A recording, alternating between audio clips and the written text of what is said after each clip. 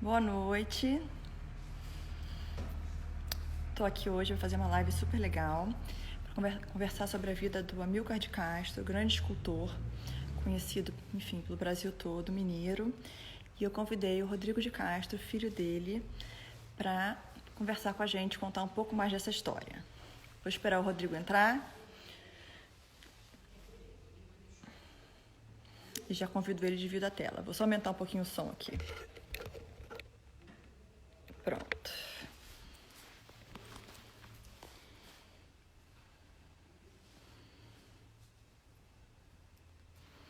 Deixa eu ver, será que o Rodrigo já chegou? Entrou? Não tô vendo. Ah, o Rodrigo já entrou. Rodrigo, tô te colocando. Assim a gente divide a tela. É só você aceitar o convite. Boa noite a todo mundo que tá entrando. Ah, que bom. Tudo bem, Rodrigo? Boa noite. Oi, boa noite, Daniela. Tudo bem? Tudo ótimo. Tudo ótimo, que bom que você aceitou o convite. Obrigada. Tô super animada pra gente contar um pouco da história do seu pai. Tá, não vai ser ótimo. Acho que eu agradeço o convite e é bem próximo do aniversário dele, então vai ser Tá um uma ótima. pouquinho, tá um pouquinho longe. Eu acho que pode aumentar um pouquinho o som, por favor. Desculpa. Tá, um minutinho só, peraí. Tá. Natural esses ajustes.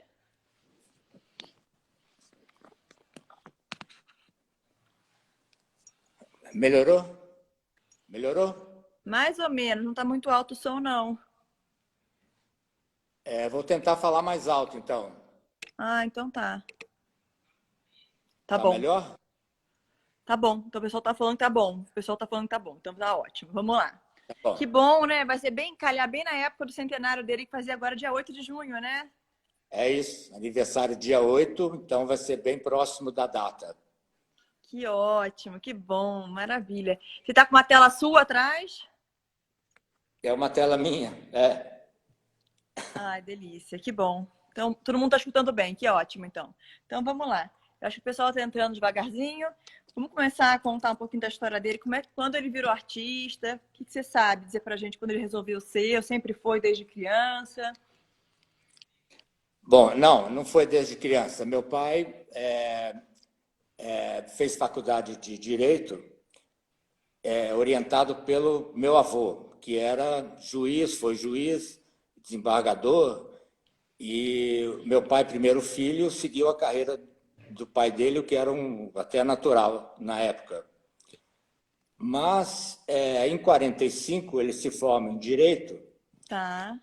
e, ao mesmo tempo, enquanto ele cursava a faculdade,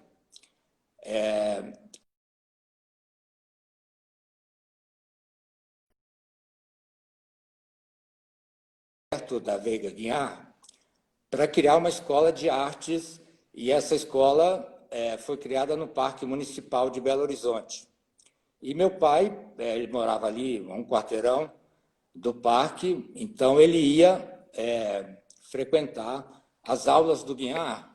E foi lá que, vamos dizer assim,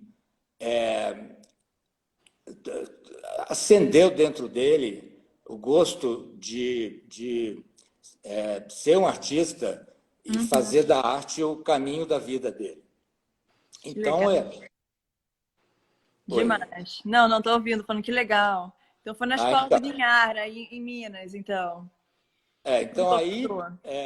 durante vários anos, ele frequentou a escola com Guinhar e Uhum. eles faziam umas viagens, iam para Ouro Preto, cidades ali perto, e meu pai praticava principalmente o desenho e desenhava as montanhas de Ouro Preto, os telhados da cidade, e foi aí que ele tinha que tomar uma decisão. Ou ele ia seguir a carreira com a qual ele tinha se formado, ou ele ia deixar isso de lado e ser um artista, e foi a segunda opção que ele fez. Que legal, que ótimo. Seria, eu acredito que seria uma dificuldade a mais se ele permanecesse próximo do meu avô com a decisão de ser um artista. Então, ele casa com minha mãe, Dorcília, e partem para o Rio de Janeiro. E lá no Rio de Janeiro ele encontra os artistas da época, ele vai trabalhar como... Hoje seria, o nome seria design gráfico. Naquela época ele era diagramador. Então ele fazia a diagramação das revistas e jornais da época e fez, nessa área, o mais importante, eu acho, foi a famosa reforma do Jornal do Brasil, que foi reconhecido depois como um dos jornais graficamente mais bem resolvidos do mundo editorial. É naquela sede ali que ficava ali na Avenida Brasil mesmo, lá no Rio? Aquele jornal todo branco, lindo, enorme, aquele prédio. É isso. E lá, junto com ele, trabalhava no jornal também o Ferreira Goulart. Nossa. Mas voltando um pouquinho, porque essa história do Jornal do Brasil aconteceu já uns anos depois de vivência lá no Rio de Janeiro. Aí, voltando um pouquinho para o começo da carreira dele como artista, em 1951, ele faz a escultura... ele não dava nome, mas acabou ganhando esse nome, a Estrela de Cobre. Aí vou botar a imagem aqui. Que é uma obra importante, muito importante, porque foi, vamos dizer assim, a primeira experiência em dobrar uma chapa. Não era ainda de aço, era de cobre, mas essa escultura marca o início da carreira do meu pai. E em 51... Que é uma beleza, né? É maravilhosa. Essa escultura... Bem rara, porque quando você me mostrou essa imagem, nem reconheci pelo material e pelo brilho, né? Do trabalho do amigo. Ela é de cobre, é a única peça de cobre que ele fez. Ela ainda não tinha o corte, ela só tem a dobra, né? Legal. Mas essa escultura, como se fosse... imagina um anel que segura uma pedra de diamante. Essa escultura guarda dentro dela a luz. E é de uma beleza, assim, é de uma... a maneira como ela lida com o espaço e a geometria de vários triângulos, e essa luz dentro dela marcou realmente o início, assim, uma obra muito importante na carreira do Amilcar. E onde está essa obra hoje em dia, você sabe dizer? Olha, essa obra, em 53, ela participa da Bienal de São Paulo, ganha um prêmio, e meu pai, vamos dizer assim, para mais ou menos mostrar para o pai dele, olha, eu sou um artista que ganhou um prêmio. Então ele pegou essa escultura... Não é brincadeira, né? É uma coisa séria, né? Eu sou bom. Deu para o meu avô. Deu para o meu avô e ela ficou lá na sala do meu avô até o meu avô morrer. E hoje ela é da minha irmã, ela pertence à minha irmã. Mas está no instituto, não? Está na casa da sua irmã mesmo? Está na casa dela. Ai, que sorte. Linda. Depois a gente quer ver, tem que levar para o instituto para a gente poder ver de vez em quando, para poder fazer as exposições. Ela já participou de várias exposições depois, porque as pessoas pedem para colocar e tal. É uma obra, ela não é grande, mas é uma obra importante. É uma obra que não tem outra desse material, ele não fez. Mas depois disso, ele fez o que eu acho que como dimensão da obra, ele fez o que foi mais importante, que é introduzir o corte na chapa e a dobra. Então, quando você parte de uma superfície de aço plana para transformar isso numa escultura e ocupar o espaço tridimensional, tem a inteligência do Amilcar de fazer isso com dois gestos muito simples, que é um corte e uma dobra. E a dobra é muito importante porque ela torce a matéria, e quando ela faz isso, ela abre um espaço dentro da escultura que fatalmente é preenchido pela luz. Então, a luz e matéria juntas formam quase que como que uma maneira poética a escultura do Amilcar. Isso é genial, assim, é uma coisa de gênio. Porque como que era feita a escultura antes, né? Vamos voltar lá no tempo de Michelangelo.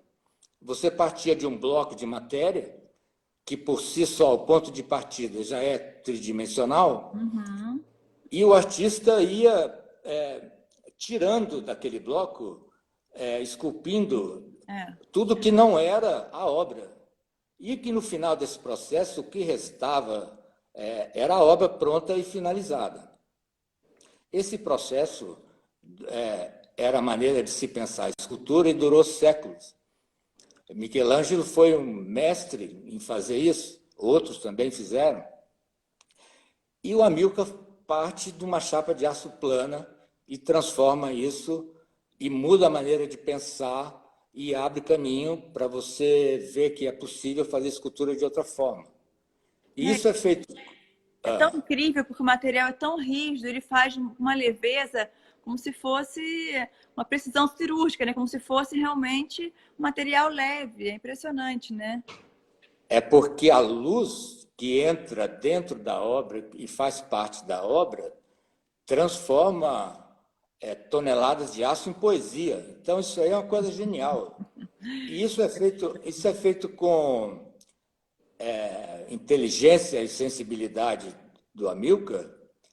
E assim, ele foi verdadeiro no sentido de ser o que ele, fazer o que ele acreditava, e fez escultura de corte e dobra ao longo de toda a sua vida, com um breve intervalo de alguns anos, quando moramos fora do Brasil, lá nos Estados Unidos. Vocês são em quantos filhos? 3. Nasceram todos no Rio mesmo?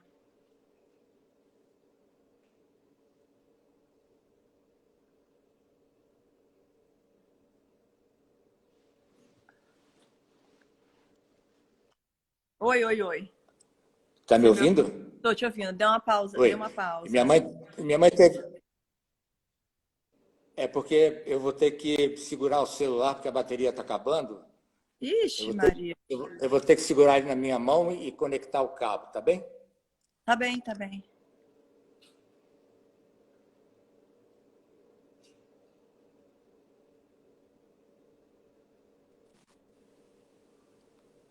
Rodrigo?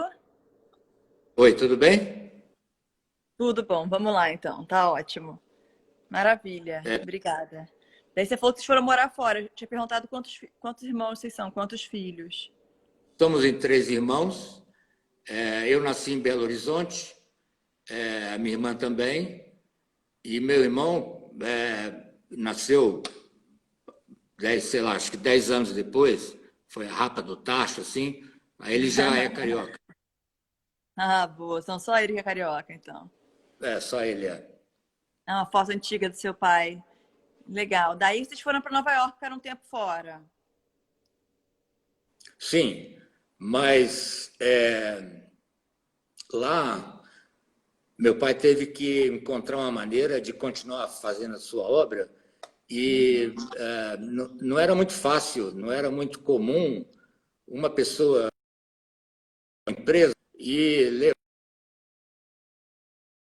levar numa siderúrgica para transformar aquilo em obra de arte. Isso não era um procedimento, vamos dizer assim, simples de conseguir, nem barato. Então, ele fez uma coisa fantástica, que foi se adaptar dentro daquela dificuldade e criar uma nova maneira de fazer as suas esculturas, onde ele cortava uma chapa de aço inox em partes de diferentes tamanhos, Legal. perfurava, fazia um furo e unia essas placas de metal com um aro, como se fosse um chaveiro. Eu chamo isso de chaveiro, para ficar fácil a compreensão.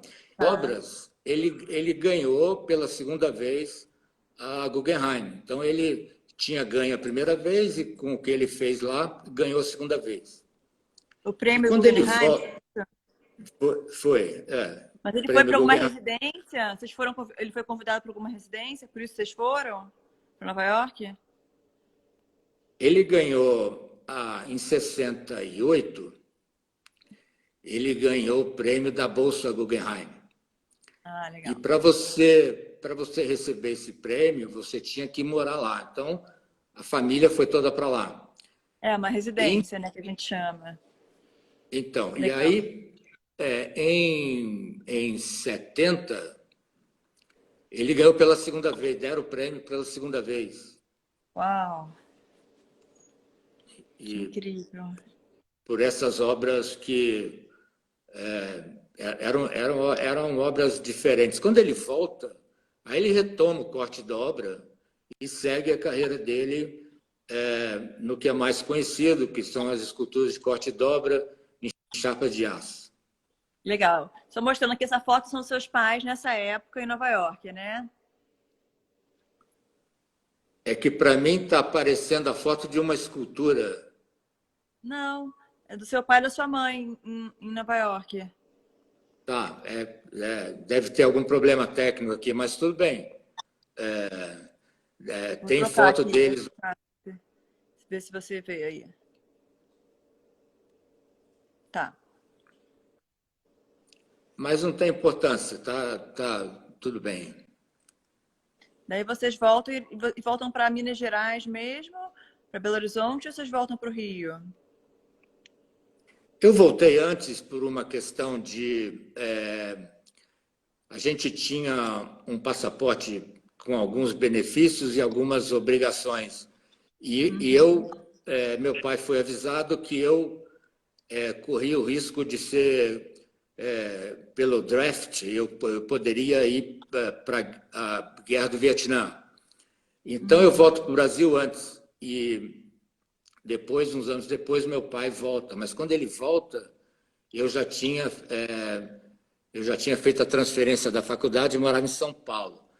Ele volta para Belo Horizonte. E lá, meio que tem que recomeçar a carreira. Ele começa a dar aula na Universidade Federal, dá aula na Escola Guiar. Boa. E sempre escultura ou pintura também? Nos anos 70, ele começa a fazer umas experiências com tela. São umas telas muito diferentes do que ele fez depois. E ele ele dá continuidade nisso e começa a pintar e vai pintando ele vai fazendo pintura e escultura junto até o final da vida. Máximo, lindo. É bom que os dois trabalhos andavam juntos, né? Isso que eu acho interessante. Tanto o desenho, a pintura, ele nunca parou de desenhar, né? Imagino que o desenho a escultura veio para o tridimensional através do desenho, imagino, né? Porque você não faz uma escultura de 6 metros, de 4 metros ou de 50 centímetros, você não vai direto cortar a matéria se você não sabe direito o que você vai fazer. Então, ele desenhava. Ele tem que ter uma conversa dele com ele mesmo para chegar num acordo e falar, não, isso aqui vale a pena ser executado. E aí, sim, ele executava a obra no tamanho que ele achava que deveria ser. Mas o desenho, ele nunca abandonou, ele sempre desenhava. Imagino, gente, os desenhos são lindos também, são maravilhosos. E essas telas que ele andava por cima pintando também, é uma loucura, né? Porque ele pintava com tecido fora do chassi.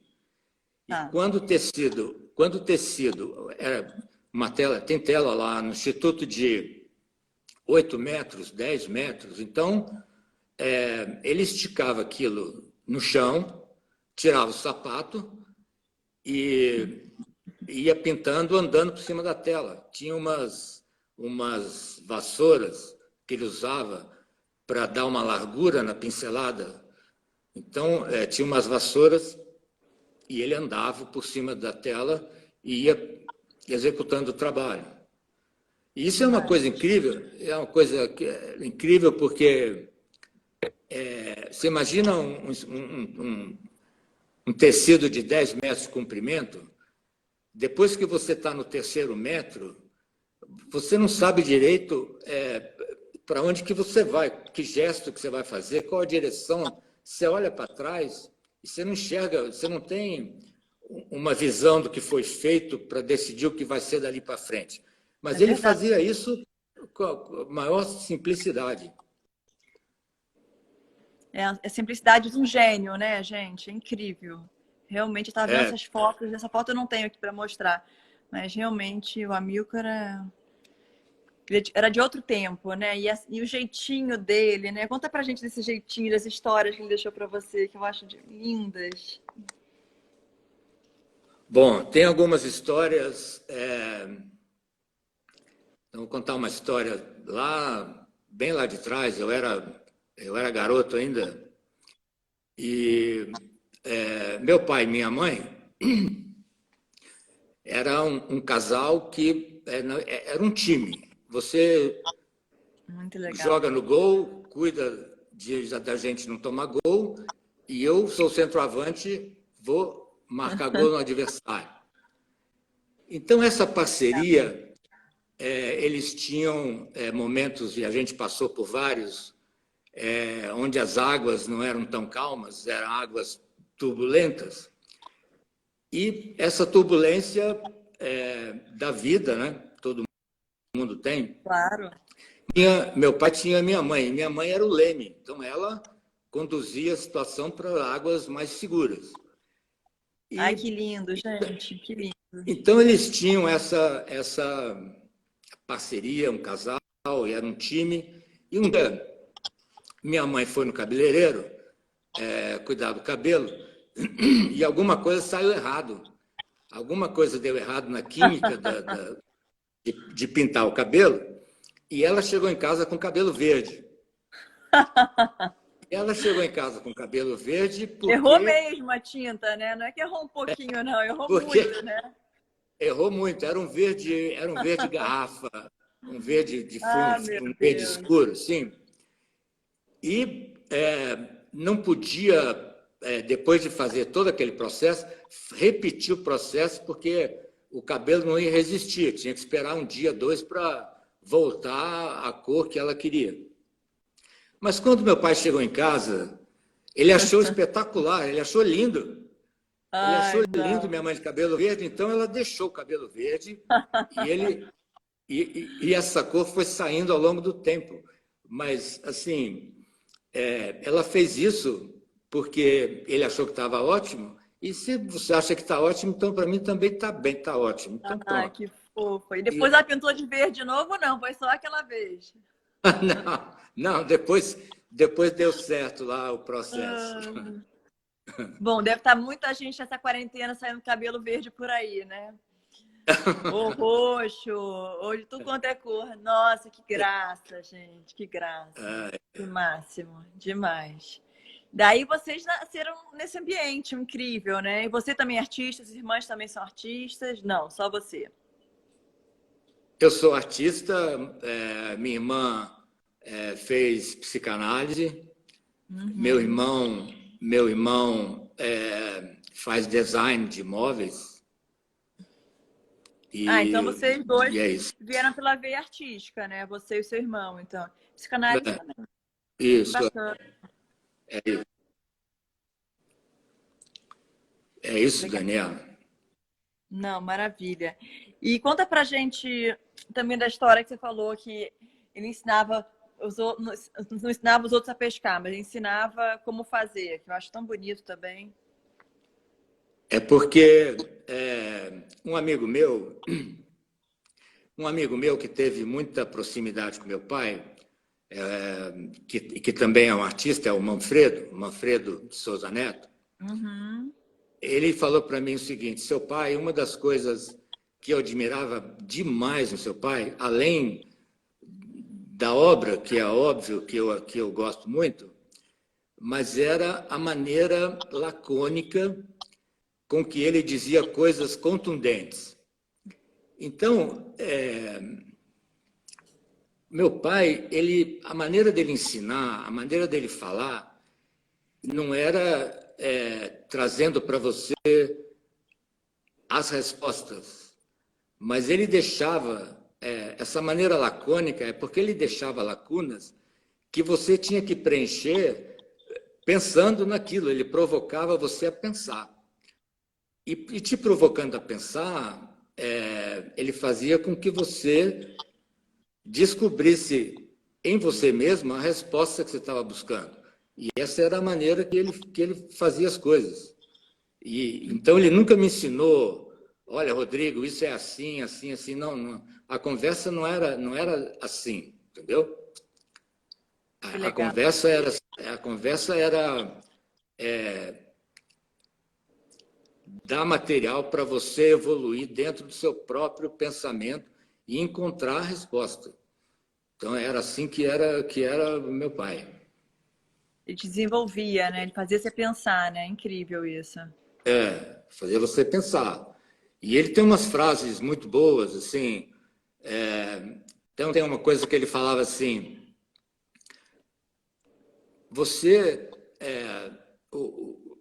a busca do artista, ou a busca, mesmo que você não seja artista, mas a busca de você como pessoa, deve ser sempre buscar a sua origem. Você buscando a sua origem, você se torna original.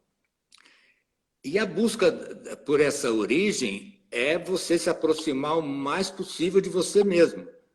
Porque se você quiser ser diferente, achando que diferente é ser original, você vai ser falso, porque você vai se afastar daquilo que faz Da sua essência, né? Oi? Da sua própria essência, né? A sua própria essência. Então, isso aí, você imagina, 400 anos antes de Cristo, Sócrates disse uma coisa parecida, né? Ele disse a famosa frase: conheça-te a ti mesmo. Então, dentro desse caminho de buscar se conhecer, é que meu pai provocava para que as pessoas pensassem e criassem a sua linguagem como artista, porque o artista precisa ter uma linguagem, ele precisa se comunicar com o mundo, e essa comunicação se dá a partir da linguagem que ele cria. E se você tem dúvidas, tem questões de como prosseguir, ele não vai te dar a resposta, olha, isso é assim, desse jeito, porque cada um tem uma resposta diferente para si. E era essa forma que ele ensinava, a forma que ele falava para as pessoas e para os filhos e para todo mundo. Ai, que lindo, né? É cada um criar sua própria identidade, né? E seguir seu próprio caminho. Lindo isso. Muito lindo, realmente. Um grande professor, né? Que privilégio de vocês ter ele como pai, né? Rodrigo? Oi, tá me ouvindo? Tô te ouvindo, sim. Oi. Achei que tivesse uma cortadinha. Nossa, que privilégio, né? É um privilégio. Aprendi muita coisa com meu pai e sempre eu tinha que dar um passo a mais no meu pensamento para descobrir a resposta. E isso me obrigava a buscar dentro de mim as respostas que eu queria, que ele não me dava, porque era muito fácil. Isso aqui é assim, assado. Não, mas a vida não é assim. Você tem que encontrar o caminho para chegar na resposta. Então, isso aí a maneira do meu pai falar com as pessoas. E por isso que admira isso, porque ele deve ter sido também provocado a encontrar respostas dentro dele, né? Demais, muito lindo. Nossa, que lição, né? Daí, infelizmente, o pai estaria completando agora 100 anos, dia 8 de junho, né? E depois que ele faleceu, eu imagino que vocês tiveram um desafio, né? De juntar todas as obras. Vocês criaram um instituto, Amilcar de Castro, em Belo Horizonte, né? Enfim, criar os certificados, ver a autenticidade das obras. Conta pra gente um pouquinho do instituto, quantas obras mais ou menos ele produziu, enfim. Bom, depois que meu pai morreu, como ele trabalhou muito, porque meu pai trabalhava todo dia. E tem uma coisa que eu aprendi logo cedo com ele, ainda garoto, e levei isso para a minha vida. E ele falava o seguinte: Rodrigo, não adianta você querer fazer tudo em uma semana, não é assim que funciona. Você tem que fazer um pouco por dia, todo dia. E você fazendo um pouco por dia, todo dia, você vai ver que em pouco tempo você fez muito. E isso, para mim, foi o que eu peguei para estudar, para fazer faculdade. Eu vou no meu ateliê todo dia e faço um pouco por dia, porque te dá disciplina, te dá foco. E você precisa, pelo menos eu preciso, e eu acho importante, olhar o que eu fiz ontem para entender o próximo passo da pintura. E essa coisa de fazer um pouco todo dia me dá uma disciplina que eu acho bastante saudável. Isso eu aprendi logo cedo com meu pai. Ele morreu, e como ele trabalhava muito, muitas obras ficaram no que era o ateliê e que a gente transformou no instituto. Boa. Muitas telas fora de chassi, então mandamos entelar tudo, limpar e transformar aquilo no instituto, catalogar, restaurar coisas que ele tinha feito lá atrás. Então tem uma pessoa que faz a restauração. Os assistentes de ateliê trabalharam lá ainda vários anos até a gente conseguir colocar tudo em ordem. E hoje o Instituto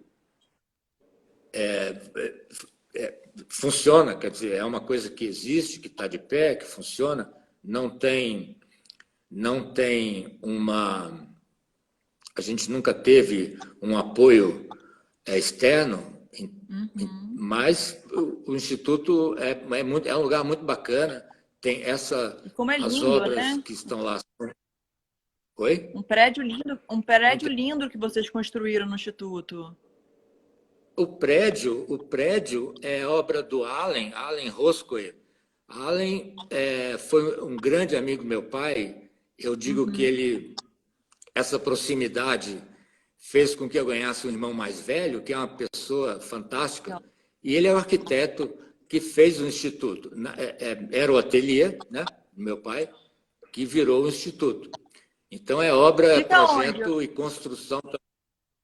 Fica onde lá em Fica em Belo Nova Horizonte? Lima. Nova Lima. Fica em Nova Lima. Nova Lima fica a uns 40 minutos de Belo Horizonte e tem uma estrada ótima para chegar lá. Não é longe. É perto lá, Pertinho. é perto da... Gostoso. Muita gente hoje em dia mora em Nova Lima, né? Lá em Belo Horizonte. É muito agradável lá, né? Tem várias galerias também. Tem umas galerias que foram para lá. Tem uns condomínios grandes, pessoas que moram lá. E ao longo dos anos isso era uma estrada que você percorria vendo a área verde. E hoje tem muitos condomínios, quase que ligando Belo Horizonte a Nova Lima. Que ótimo. Então tem muita... Que delícia. Daí vocês criaram o instituto. De quantas obras mais ou menos vocês têm lá dentro? Você tem uma ideia? Eu acho que dentro do Instituto deve ter hoje umas 300 telas, umas 100 esculturas de tamanhos diversos. tem desenhos em papel, gravura, tem muita coisa. Porque meu pai, outra coisa, é que ele experimentou vários materiais, né? Então, ele trabalhou com aço, aí pediram, no ano 2000, eu acho, pediram para fazer uma escultura em mármore, que é um material completamente diferente. Aí ele fez uma escultura de 2 metros em mármore, fez coluna de vidro, fez escultura nos anos 80, ele desenvolveu várias esculturas de madeira. Então, ele trabalhou com diversos materiais. E, ele é mais reconhecido mais conhecido, não reconhecido. Quando a gente vê uma escultura de aço cortem, a gente vê que é um Amilcar, normalmente, né? Mas as de madeira são super importantes, as de vidro também, né? As de mármore eu já conheço um pouco menos. É porque o corte e dobra vamos dizer assim, na minha opinião, A assinatura dele, né? É a marca assim, da genialidade de transformar uma superfície plana numa obra tridimensional, trazendo para dentro dessa obra a união. Então, isso para mim é a marca assim, do meu pai. As esculturas em madeira e a de mármore também é uma outra proposta, porque você aumenta a espessura da matéria e como a madeira não permite dobra, não do jeito que ele gostaria, do jeito que ele dobra o aço, então ele fez esculturas de blocos, são blocos, e você pode, as obras menores, você pode movimentar esses blocos e colocar montagens de você fazer montagens diferentes da obra. O mármore é a mesma coisa. Posições também, né? E o mármore você também não dobra, então é o mesmo pensamento em outro material.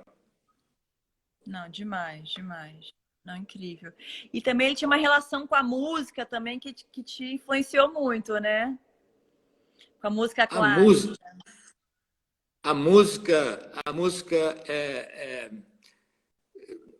tem 2 tipos de música, né? Então, meu pai às vezes estava lá tentando escrever um poema e a empregada ligava o rádio. Aí ele ficava enlouquecido, porque, pelo amor de Deus, liga esse rádio. Mas na época ele não era ligava, funk, pelo menos. mas ele gostava de música clássica. Então ele saía e chegava assim, ele não comprava na época CD, né? Ele não comprava um CD. Ele queria a coleção completa de Beethoven, tá? Então chegava e gostava de ouvir a música clássica.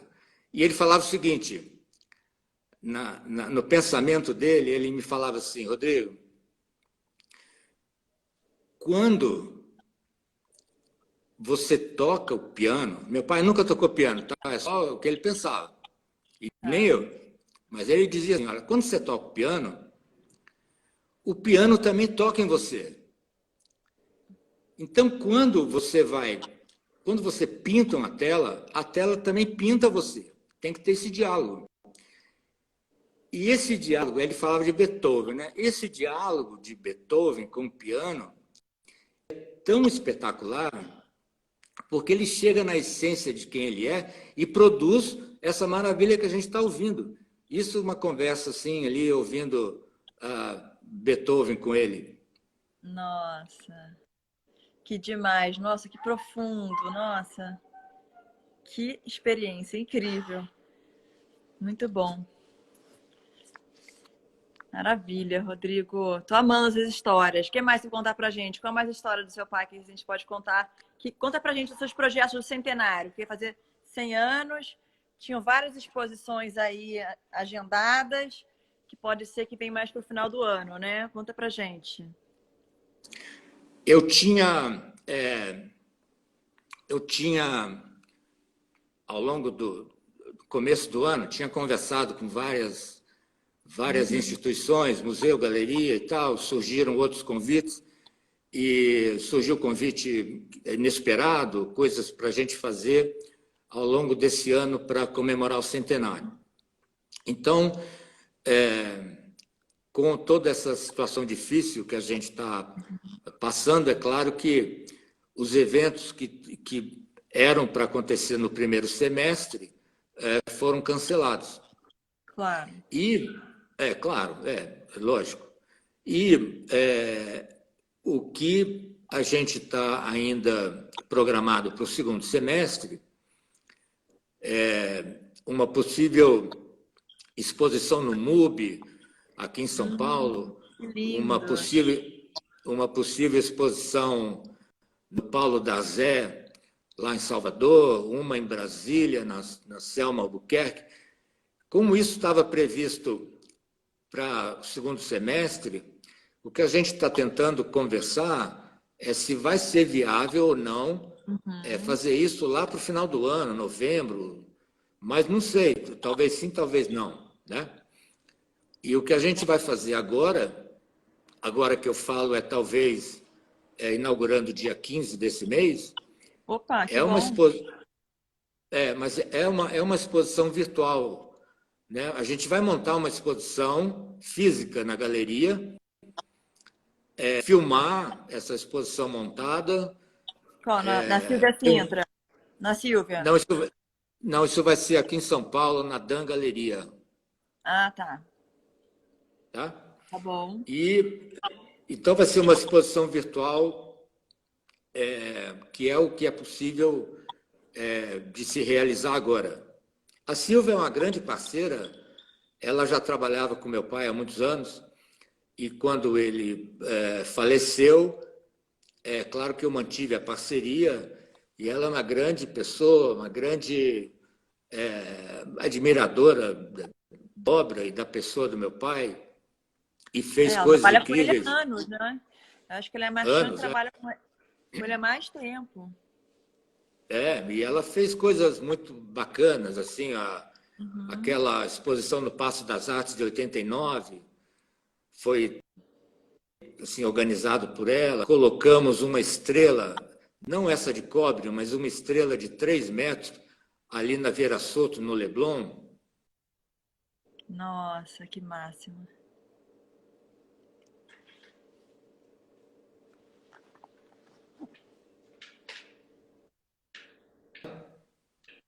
Oi. Deu uma falhadinha, deu uma Oi. falhadinha. Você falou Tá. da estrela no Leblon. Isso, colocamos uma estrela, porque o local original dela ficou muito degradado na cidade. Tá. Então, a gente conseguiu, junto com os órgãos competentes, a Silvia me ajudou muito nisso, e a gente conseguiu mudar essa escultura de lugar, ficou ali no Leblon, ali na Vieira Soto. Nossa, que máximo. Eu não lembro Oi? dessa escultura. Eu não sei, não me lembro dessa escultura, mas imagina o privilégio, né? Ficou por bastante tempo. Não, ela está lá até hoje. Tá lá até hoje, gente. Aonde exatamente? Ela está lá até... Ah, no final. No No final do final. Leblon, no, no Na final do Delfim Leblon. Moreira. Na Delfim Moreira. Não Tá. Então eu não é errei o nome da Virações, é avenida. Delfim Moreira. Pronto, agora já sei. Subindo ali Errei o pro. nome da avenida. Isso. É Não, é Delfim que elas Moreira. mudam de nome. É Delfim Moreira. A Vieira Solto vira Delfim Moreira. Pronto, agora eu sei. Tá ali bem assim, antes de chegar ali no Mirante. Não, é maravilhosa, Isso, maravilhosa. isso. Tá, agora eu sei. E esse lugar, eu queria muito que fosse ali, tinha outras opções, mas eu queria muito que fosse ali, porque a última rua do Leblon, antes do canal, é a Jerônimo Monteiro. A Jerônimo Monteiro E tinha é a academia rua onde Coelho aqui. a rua onde a gente morou. Então, ficou ali do lado de casa, entendeu? Moramos ali na Jerônimo Monteiro anos até ir embora para os Estados Unidos. Que legal. Para quem não sabe, é a última rua onde tinha os ônibus, né? E depois a Delfim Moreira vem no outro sentido, quase. A Delfim Moreira não, a Dias Ferreira vem quase no mesmo sentido que ela. Só para as pessoas se situarem. Nossa, que delícia. Então, era do seu lado, realmente é uma homenagem, né? Perto de onde vocês moravam. Que massa. Porque a Jerônimo Monteiro é uma rua de um quarteirão. Então, Isso. o outro quarteirão já é a praça, não sei o nome daquela praça, e aí já é a Avenida da Praia. E antes é a Dias Ferreira, então. Atravessando para o outro lado da UF de Paiva, é a Dias Ferreira. É isso aí. Isso, não, delícia. Nossa, eu não sabia, que legal, que incrível. Depois eu estou perguntando se tem foto, mas é uma foto, é uma escultura dessas redondas, né, de corte e dobra que tá lá. Deixa eu ver, tipo, Aonde? qual. Lá no Leblon. Não, no Leblon é a estrela de 3 metros. Ah, a estrela, pera. Não, a gente não tem imagem aqui. Tá bom. Não tem como mostrar. Não, maravilha, então. Rodrigo, super obrigada. Que prazer estar conversando com você aqui. Muito feliz de contar um pouco da história do seu pai, que é um homem inspirador. Nossa, um grande gênio. E, enfim, então a gente pensa em Amilcar, a gente pensa em genialidade, a gente pensa em luz, em corte, em dobra. Você queria acrescentar mais alguma coisa? Ó, tem no site a foto da estrela, gente. Depois eu vou colocar no meu Instagram, tá? Eu vou colocar depois para vocês verem. Posso falar a última coisa? Pode falar o que você quiser, a gente tem mais 12 minutos. Tá bom. O meu pai, ele tinha uma característica, várias, né? Mas uma coisa que eu quero falar que eu acho importante é, assim, como ele via, como ele acreditava que deveria ser a passagem dele pelo caminho da vida, né? Então, assim, essa coisa de time, esse time que eu falei que ele fazia um time com a minha mãe, ele fazia um time não só com a minha mãe, ele fazia um time com a família, com os amigos dos amigos, com aqueles que trabalhavam no ateliê, com os executores das esculturas. E isso dele fazer um time, ele acreditava no seguinte: a prosperidade tem que ser coletiva. Ele não queria nunca ser um dono, ele não queria dono do prêmio, dono do dinheiro, dono tudo para ele. Ao contrário, ele queria ser assim, que tudo isso fosse coletivo, a prosperidade coletiva de todos ia trazer uma vida melhor para todo mundo. Então era assim que ele fazia. Ele tinha essa generosidade de alma, se você chegasse para ele e falasse: Milka, estou com um problema, assim, você não estava pedindo nada, você só estava conversando com ele sobre um problema. Ele se colocava como parte da solução. Ele não ia te dar um conselho, ele ia querer ser parte da solução daquilo, porque era assim que ele acreditava que deveria ser a vida, e assim foi o que ele fez com todo mundo, com todos que se aproximaram dele. Então, é uma pessoa assim que essa coisa de prosperidade coletiva, isso é uma coisa assim que é muito bom você ter isso como exemplo. Eu falando como filho, aprender e ver isso acontecendo dentro de casa, porque você aprende a importância de viver com a verdade, de você ter as outras pessoas do mundo com a mesma, igual a você, ninguém é melhor ou pior, todos somos iguais. E isso foi uma coisa que meu pai sempre fez e mostrou para a gente como que deveria ser. Nossa, que lindo, né? Que mensagem, né? Que maravilha. Nossa, inspirador, agregador, né? Que exemplo de pessoa, de ser humano. Imagina isso como pai, então, é um legado para a história toda. E eu que estou assim ouvindo essa história até emocionada, realmente, tá dando saudade, porque e que linda muita homenagem saudade. ao seu pai agora que faria 100 anos agora semana que vem. E eu estou muito feliz de ter podido compartilhar um pouquinho dessa sua história de linda de alma com todo mundo que está aqui. E vai ficar gravada a live, gente. Vai ficar. Já, saindo daqui eu já gravo, já fica direto no meu feed. Então fica gravada para sempre. Então, um super privilégio, realmente, Rodrigo. Parabéns. Se você está falando isso tudo é porque você realmente também é muito parecido com ele, sem dúvida. Todo mundo está escrevendo aqui. Você tem a mesma alma. Então, que linda esse time que ele criou, de família, de filhos, esse legado de obras, enfim, só coisas positivas. Agora eu vou pensar no amigo, que eu vou pensar nesse time, nessa união toda que você está falando. É isso, porque meu pai era o amigo dos amigos. Então, assim, os amigos eram irmãos. Assim, virava uma coisa assim de uma amizade, uma coisa. E o Hélio Pellegrino, numa época lá do Rio de Janeiro, era um amigo assim, que estava sempre lá em casa. E eu lembro que, como ele tinha vários filhos, quase todo mês era aniversário de algum deles, e a gente ia nos aniversários e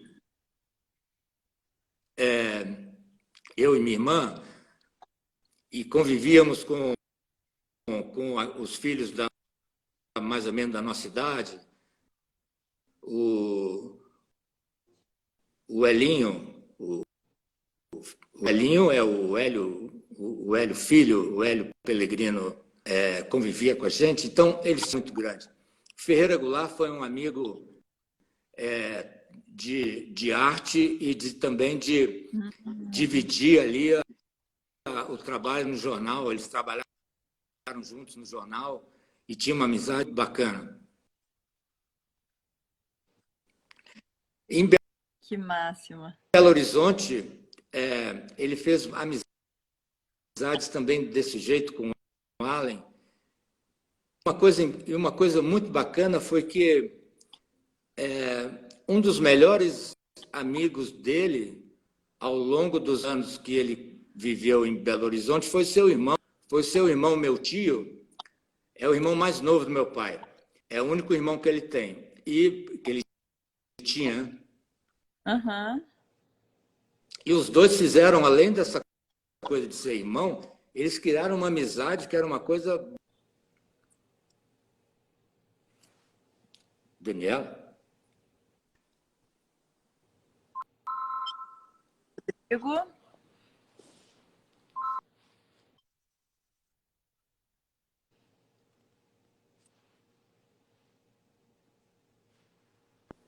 Oi, Rodrigo. Rodrigo?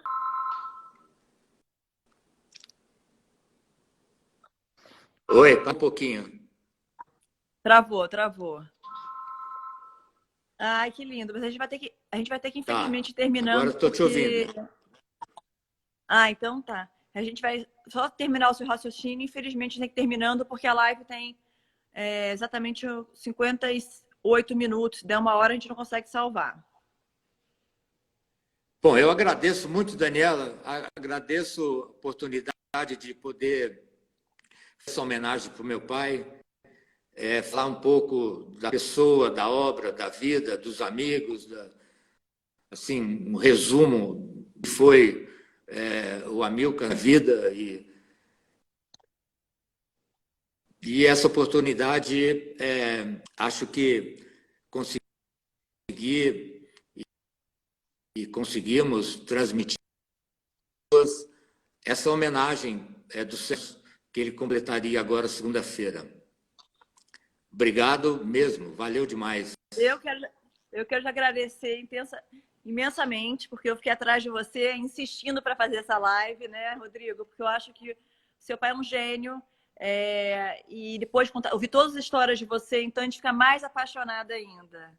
Muito obrigada pela sua presença. É verdade.